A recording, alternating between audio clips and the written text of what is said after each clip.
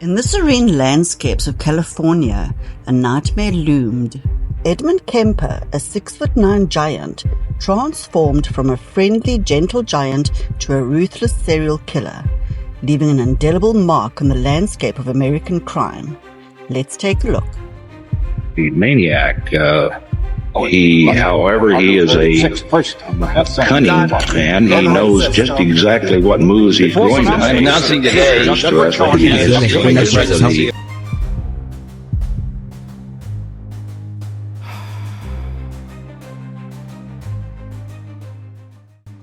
In the early 1970s, the idyllic Californian seaside town of Santa Cruz would be plunged into panic. One day there would be a body part found somewhere or washing in from the ocean. Innocent young women were being raped, murdered, and dismembered. He picked up a sack with the remains and then heaved it over. And all the while the elusive killer was right under the noses of the cops that pursued him. He had a great personality. He was a likable guy. What kind of a man could commit such heinous crimes? He would have oral sex with a decapitated head. Was he a terrible product of his environment? His mother would lock him in the basement room at night because she had this idea that he could possibly sexually assault his sisters. Or was the co-ed butcher born to kill? He just erupted. Ah! Santa Cruz up through the 60s was a small beach town. It was a surf town and it was a retirement town. Then the university popped onto the scene in 1965. It was the dawn of the hippies, of the age of Aquarius. So there was a very free and easy feel to life here. A lot of the counterculture that essentially bled over from San Francisco area and came down here, a lot of the so-called the hippie types ended up forming communes here in Santa Cruz County. And that was attractive to a lot of young people, and including young girls. And people were coming from all over the country just to live that free and liberating lifestyle. But in 1972, the peace in Santa Cruz would be shattered. All of a sudden, there were bodies being washed in on the ocean. There were grisly discoveries. And the thought was from a lot of people in town, what the hell is happening to our little paradise? We were dealing with a lot of missing person reports. It became clear that somebody was killing young co-ed hitchhikers. 18-year-old Fresno college student Anita Luquesa vanishes. A severed head found in the mountain. It was just a skull. We had no body. Mary Ann Pesh, an 18-year-old co-ed and talented skier, disappears. It became a very confusing time for homicide investigators. 15-year-old ballet dancer Aiko Ku, abducted. It just seemed like a world gone crazy. Cindy Scholl, 18 years old, and babysitting to earn her way through college, goes missing. I remember at the time very much wanting to get him. Get him off the streets, catch him, put him away. The media christened the mystery killer the co-ed butcher. Whenever we see somebody under the age of 18 who was hitchhiking, we would pick them up and take them to juvenile hall. And there became a big outcry of that we were violating their right to hitchhike. But in reality is that we were just trying to save their lives. And it went on. 23-year-old Rosalind Thorpe vanishes from the Santa Cruz campus. Every time we have a missing person report, we're just fearful that this was going to be another homicide victim. And 21-year-old Allison Liu disappears forever. We had no clue as to who was doing this. They didn't know what the hell was going on. And indiscriminate murder cases are extremely hard to solve because there's no rhyme nor reason. Because the culture at the time was, there was a lot of drugs going on here and a lot of the so-called hippie movement. I suppose individually we may have thought it may have had something to do with that. In April 1973, as part of a routine firearms inquiry, Detective Michael Alufi would come face to face, not with a drug-crazed hippie, but with a short-haired, conservative young man, popular with local police. The sheriff's office that I worked for at the time received what we call a dealer's record of sale. One of our records clerks brought back to us a file card and said, you know, this guy just tried to buy a gun and his record was expunged, but I could see through the blackout that he was involved in a murder in Madera County some years ago. Affectionately known as Big Ed, the 25-year-old 6'9", 280-pound Edmund Kemper was a regular fixture at Cops Bar, the jury room. He would come down to a local watering hole that us police officers would go to after work and hang out and talk with us. He was had a great personality. He was very friendly, very outgoing, and he was a likable guy. The discussion became, well, who's going to go take the gun away from this guy? Because when you look at his dealer's record of sale, he's 6 feet 8.5 and 285 pounds. So he's a pretty big guy. So being the junior detective, I drew the straw. There was some apprehension involved, just due to the guy's size. Big man, big gun, and little old me. Although unfamiliar to Alufi, the gun owner was definitely not considered a suspect in the co-ed killings. Big Ed lived with his mother on a pleasant, peaceful suburban street, but the address was unclear. We parked right there, and we looked around, couldn't find much of anything. There were several places that had basically the same address, so we weren't sure which one was his.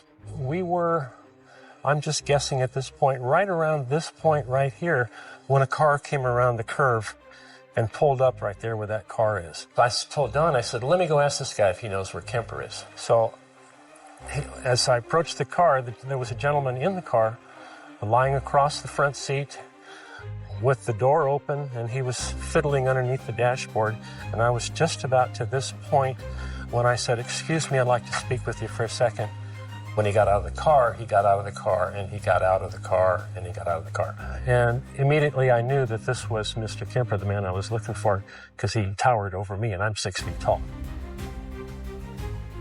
So from here, we explained that, what we needed to do. We needed to take his weapon to make sure that he was authorized to have that legally. We came to the trunk, and he had his keys in his pocket, and he went to put the key in there. And so my partner and I instinctively, whether it be instinct or training, separated, and I came around to this side of the car on the trunk, and my partner was on the other side, and we had our hands on the guns. The only thing that was in the trunk was a bundle, like in a blanket of some sort, a towel. He started to reach in for it, and I said, no, wait a minute, let me get it. I reached in the trunk, got the bundle, and inside of that was the weapon we were looking for. And I noticed there was nothing in the trunk, no liner in the trunk or anything. I thought that was a little strange, but we took the handgun and we left. Alufi handed the gun in at the station and thought no more about it. 2 weeks later, 5 o'clock in the morning, Officer Jim Connor is on the night shift when he overhears a colleague taking a call from the gun owner. Knowing Ed, I got on the phone and we started talking. I could tell that something wasn't right. He was in Pueblo, Colorado. He was in a phone booth, and He hadn't had any sleep for several days, and he said he had done something really bad. He said that he had killed his mother and a friend of hers. He said that they were at his house, and he asked me if I knew Mickey and Luffy, and I said yes.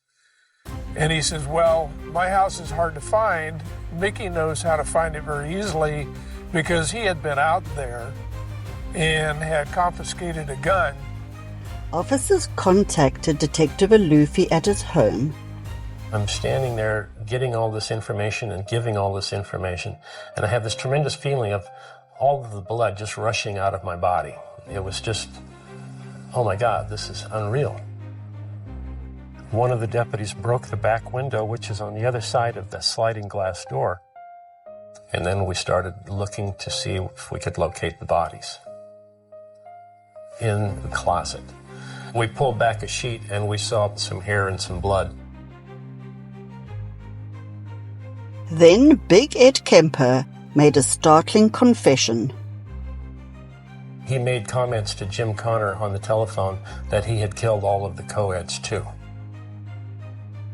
Taken into custody, 24-year-old Edmund Kemper would then reveal an extraordinary and sickening tale.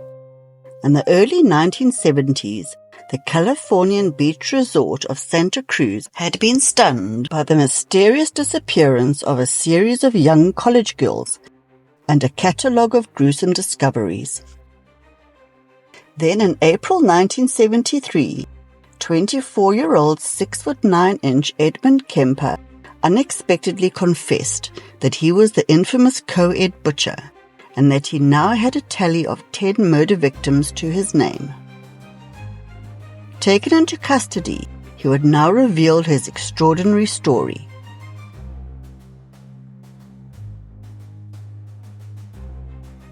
The co-ed killer had such a fascinating life.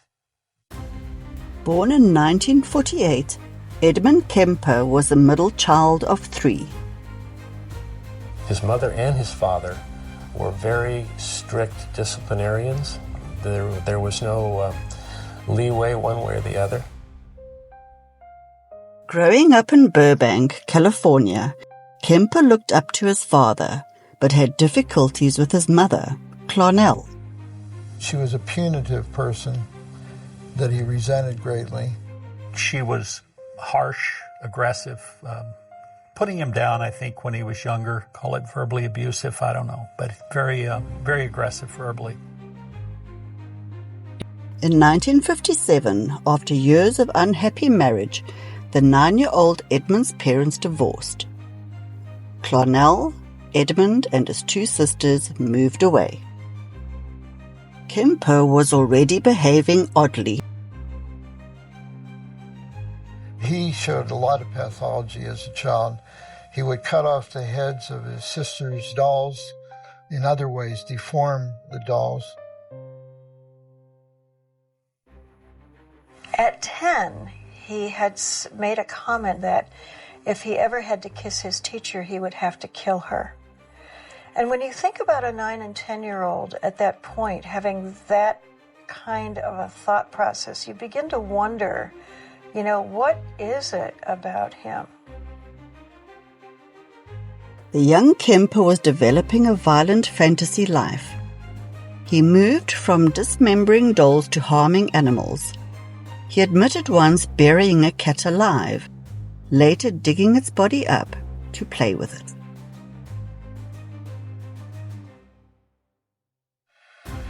There's many serial sexual murderers that have a background of killing cats, torturing cats, tormenting cats. Why cats? Because cats are a female symbol. Kemper was showing warning signs that the FBI have since identified as common amongst a number of serial killers. Basically, you're dealing with a young male that is engaged in fantasies that are aberrant and destructive and violent before adolescent. You're looking at an individual that has a broken home, a cold and distant mother, a absent father through divorce or just abandonment. They get into animal torturing. There are patterns that are identifiable. Kemper grew taller, stronger, and stranger. His mother put him in the basement room and would lock him in at night because she had this idea that he could possibly sexually assault his sisters. He described it as having a cot and a sleeping bag and a light hanging down from the ceiling with just a bare bulb and a string. Talked about it as being a very difficult time in his life, very scary. You could hear rats running around at night, that kind of thing. As a teenager, Kemper left his mother, heading to Los Angeles to seek out the dad he idolized. He had hoped to go and live with his father, and he described to me that when he went there, he was rejected by his father. Edmund Kemper was sent to live with his paternal grandparents on their remote farm. Here, the troubled teenager's violent fantasies would be realized for the first time. He found his grandmother to be an authoritarian and a disciplinarian like his mother. His grandfather was out shopping or whatever, and he took a .22 and shot and killed his grandmother.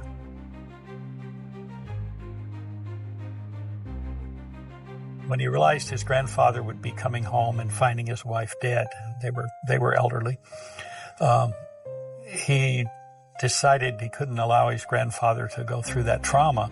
So when his grandfather came in, he shot and killed him. He said he didn't want the grandfather to suffer knowing that his wife was dead. It's the most bizarre statement. I mean, you don't go out and just shoot somebody to keep them from finding out that their wife is dead. Kemper was diagnosed as a paranoid schizophrenic and sent to the secure Atascadero State Hospital.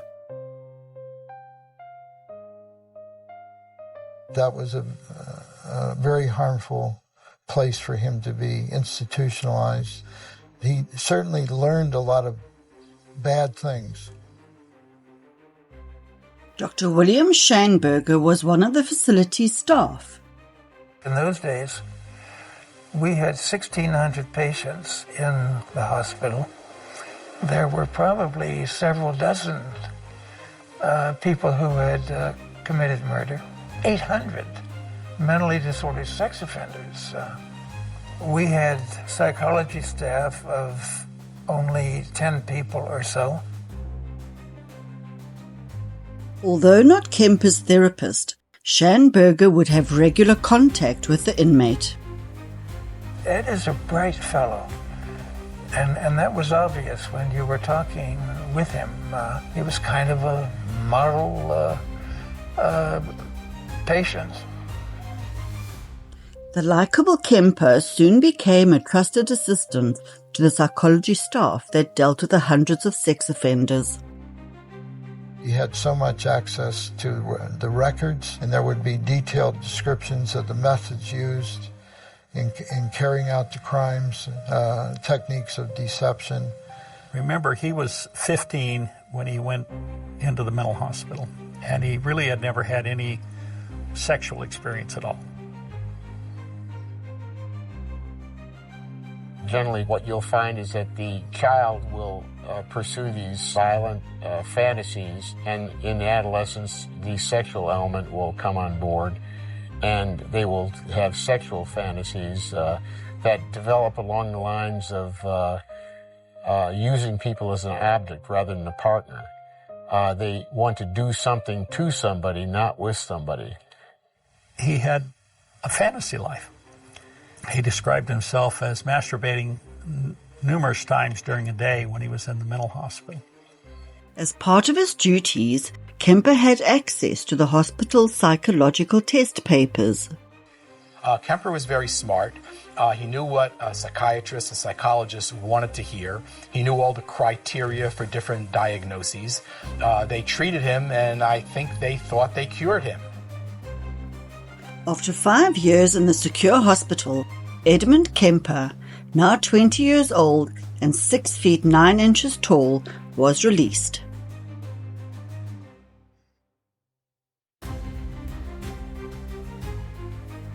He was discharged, by the way, to the youth authority with the recommendation not for him to live with his mother. Unfortunately, the youth authority didn't follow that advice, and he wound up living with his mother. His social life, I'd say, was very inadequate as he described it. Felt particularly inadequate around women. So I think he was lonely.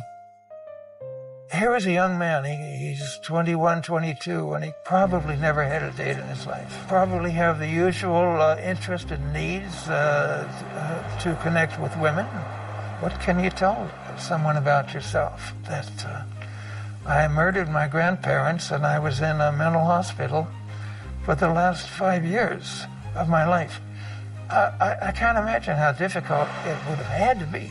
That doesn't excuse anything, but it, in my mind, describes the situation. So he started picking up co-eds, and some of them he wound up murdering and doing even worse things at times. In custody, Edmund Kemper would reveal to investigators the full horror of his extraordinary crimes in minute and graphic detail. It's about as serious and complex series of sexual pathologies as I've come across. He said a lot of things that they're kind of disturbing. In 1973, after the disappearance and murder of half a dozen young college girls, detectives held Edmund Kemper in custody, and the 6 foot 9 inch killer was eager to talk. Leading detectives to the scenes of his crimes, he would explain his murders in chilling detail to anybody who'd listen. He talked and talked and talked and just gave every bit of information you could ever dream of. And he goes into great detail about the things that he did to these girls.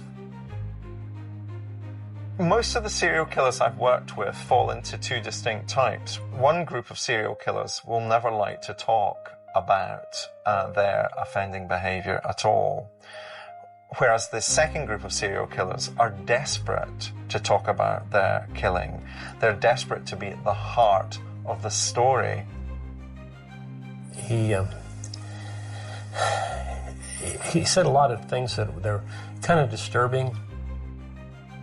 Investigators learned how Kemper had taken months to develop his strategy for abduction. He spent a lot of time traveling all over Central California and even down into Los Angeles. And what he would do is he would find hitchhikers and he would essentially do a practice run.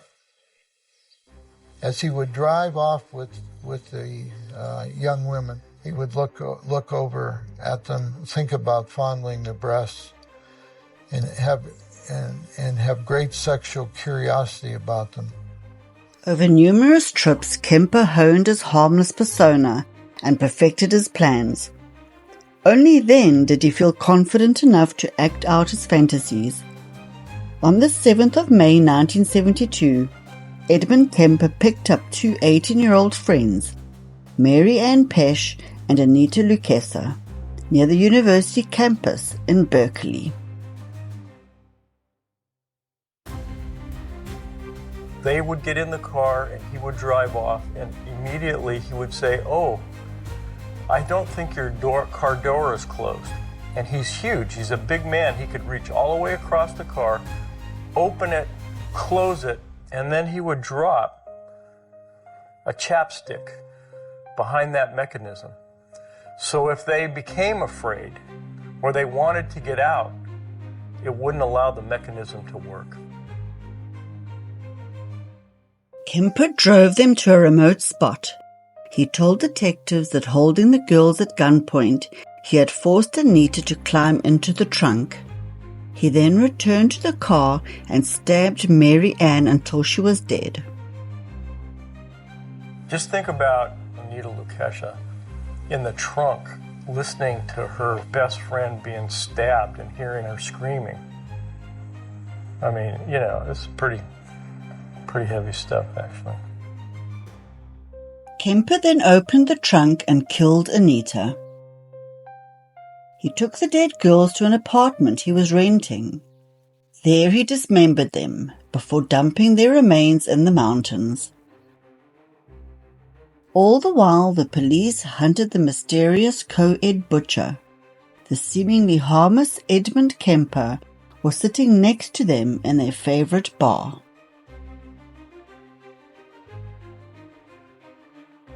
I remember Ed being there on many occasions, especially during the time of the homicides that were going on.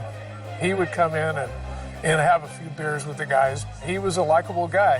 While he was with them, he was able to think about, here I am, an ongoing murderer, and they don't know anything about it, and they fully accept me, and I'm one of the boys. He was a police groupie, actually, is the best way of describing it.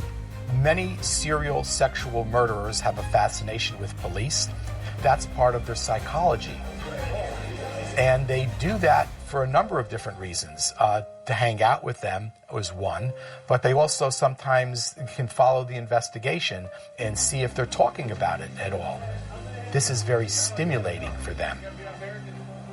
It was just talk about, you know, a girl found here, a girl found there, and body parts washed up on shore, this kind of thing. It was a conversation among the guys when we were at the jury room.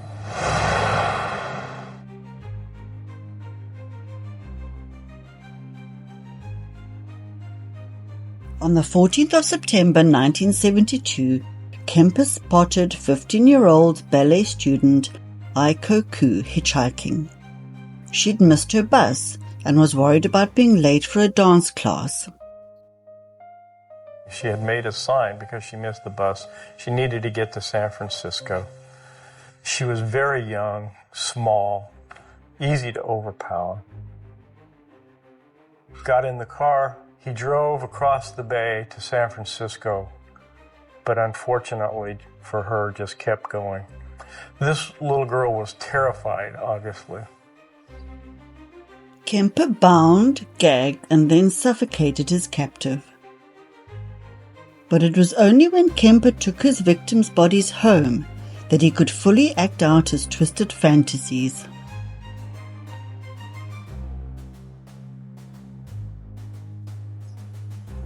With most of them, he would actually have intercourse with the dead woman. He would have sex with her entire body, then sometimes also with the decapitated body. And then sometimes he would have oral sex with the decapitated head. It's not unusual for a serial murderer to have sexual actions with a decapitated body. It's because it's not a person to them. To them, it's an object. I have the power to do anything I want with this woman. She's mine, and I can do anything that I'm curious about, do anything I've only dreamed about doing, and nobody can do anything about it. Power is a big part of it, but extreme sexual pathology is another. In order to evade detection, Kemper would separate his victims' body parts and dump them in different locations. One spot just minutes from Detective Terry Medina's home. When I did find out that he was up here, that made me reflect on my wife. You know, we had two small kids up here, and she would be home alone a lot.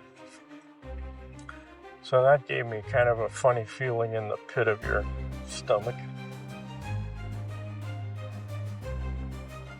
He was a predator.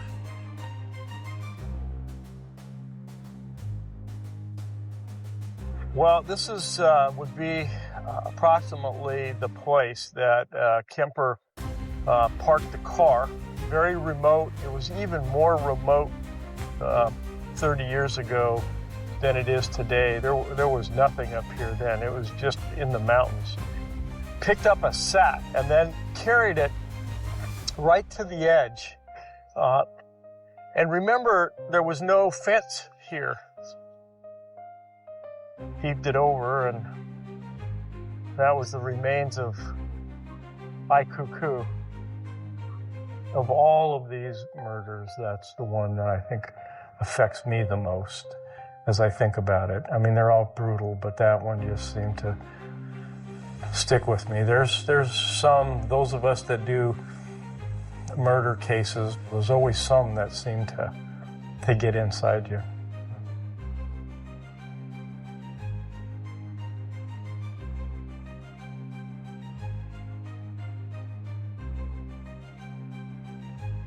Kemper would go on to claim the lives of 3 more co-ed hitchhikers. 23-year-old Rosalind Thorpe, 21-year-old Alison Liu, and 18-year-old Cindy Scholl, babysitter to police officer Jim Connor's kids. She was young, she needed money like anyone else. She was very pleasant, and knowing that she was a student at the university, we felt very safe that we could, trust her with our children. He had shot her with a .22. Kemper took Cindy's body to his bedroom in his mother's apartment. He had dismembered her, but in his mind there was some relationship there. He had an attachment, and he kept her head. Kemper told detectives he'd hidden Cindy's head in his mother's backyard, beneath his bedroom window. He buried it. It was about 2 feet down in the backyard, facing his bedroom window, so that there was some connection in his mind.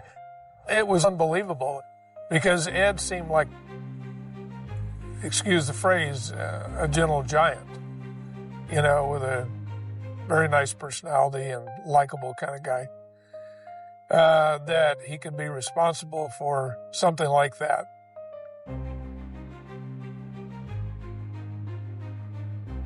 In addition to the murder of his grandparents, Edmund Kemper had taken the lives of 6 young women. Next, he would commit a murder he dreamed of all his life. By March of 1973, 6'9" Edmund Kemper had kidnapped and murdered 6 female co-eds without attracting suspicion. But in April, Detective Michael Aluffi's routine visit to confiscate a firearm had unwittingly sent the suspicious Kemper into panic. This whole process of me taking the handgun away from him, he was under the impression that I was playing cat and mouse with him. He thought we were playing a game, that we really knew he was the murderer. Kemper worried his mother, Clarnell, would now learn of his actions. He did not want her to suffer the embarrassment of what he did. Edmund Kemper resolved to finally commit a crime he had fantasized about since he was a child. He got up at 4 o'clock in the morning, took a hammer, went into his mother's bedroom, just jammed that hammer through her head several times. That was a very messy murder. Kemper's mother would suffer the same fate as the young co-eds, and more. He cut off her head, and then he inserted his penis into her mouth.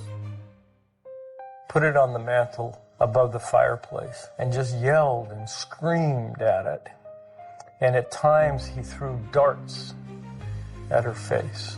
He talked about all the time she had screamed at him and yelled at him or belittled him. He cut out her vocal cords and tried to destroy them in the garbage disposal unit at the sink, because it was her chastising him, using those vocal cords that so bothered him. Fearing his mother's death would soon be discovered by her best friend, Kemper invited her to the house, murdered her, and then fled. It was only after driving for 3 days, without rest, that he called the police and gave himself up. Detective Medina was sent to the mother's apartment to process the crime scene. When we arrived, there was nothing disturbed. It looked like somebody had just left on vacation. We flipped over the mattress, and of course it was soaked with blood. And there was a note there. He left a note that said, "Sorry, gents, for the mess, but really had no time." That's the first time in my career, and I've been in this business 43 years, that, the suspect left the cops a note. The bodies of Kemper's mother and her best friend had been carefully hidden in 2 closets. In October 1973, Edmund Kemper would be tried for multiple murder. Both prosecution and defense searched for the answer to the question on everyone's lips. Why would this large, friendly, cooperative guy, why would he kill all these people? Defense investigator Harold Cartwright spent over 100 hours interviewing Kemper. I never at all felt threatened at any time by, 260 pounds or something, 6'8" or whatever. And he's an enormous man, but he was just sort of like a gentle giant. But it seems Kemper's demeanor with the opposite sex may have been very different. Cameron Jackson, a graduate psychology student at the time, was asked to perform a standard personality test on him. I was the only person in the room with him, and I read the questions to him, and he was very cooperative.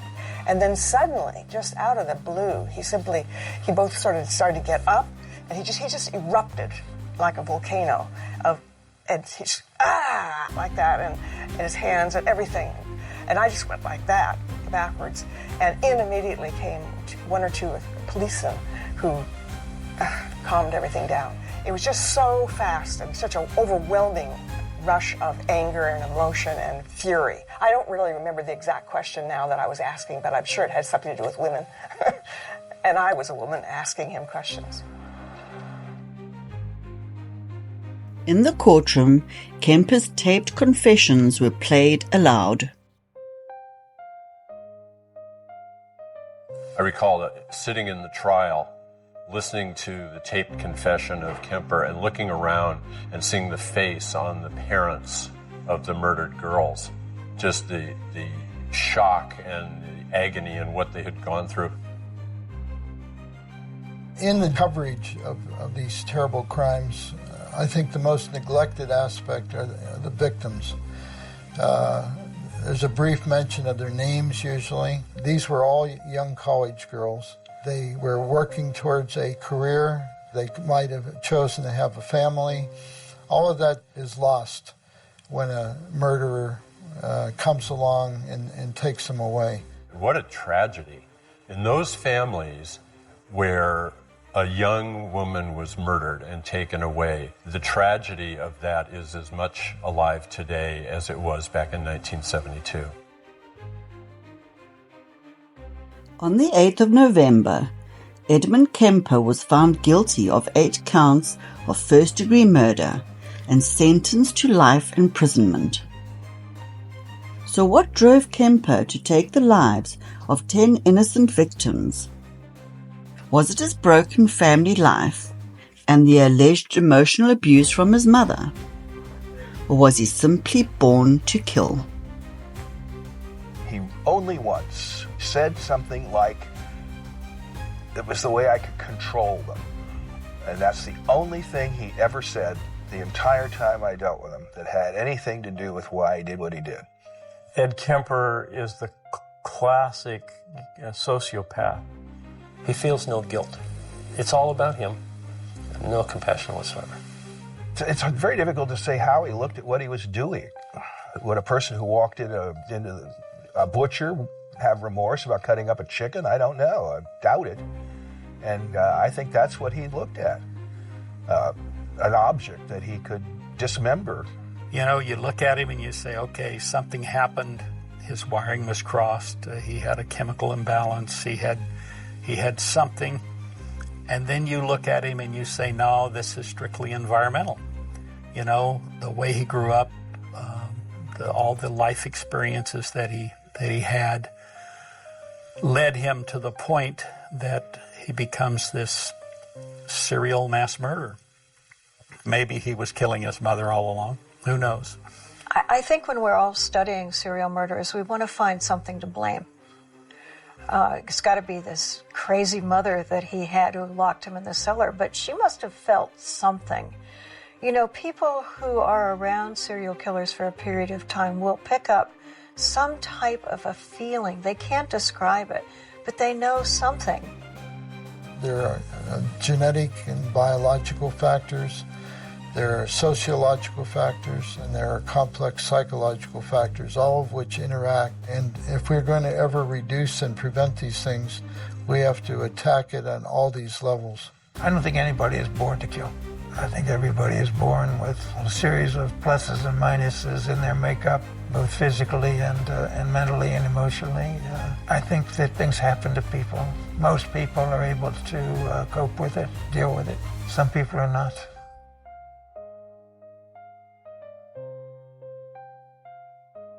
Several years after Kemper had been incarcerated, a parcel arrived at the home of psychiatrist Dr. William Schanberger, who'd been friendly with the teenage Edmund.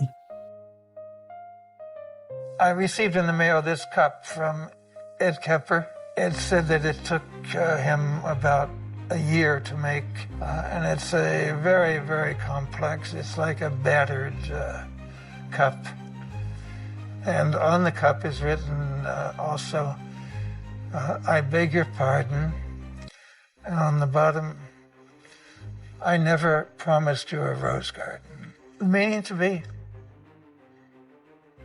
I think, a very serious apology. I think there is a side of him that would have given anything to be a normal person. I could see that in him. I could see it while he was testifying. There's a part of Ed Kemper that is as horrified and as disgusted with what he did as the rest of us are. I'm sure that there's no part of him that is happy with what he wound up doing. Thank you for watching. I really do appreciate your support. Until next time, take care and stay safe.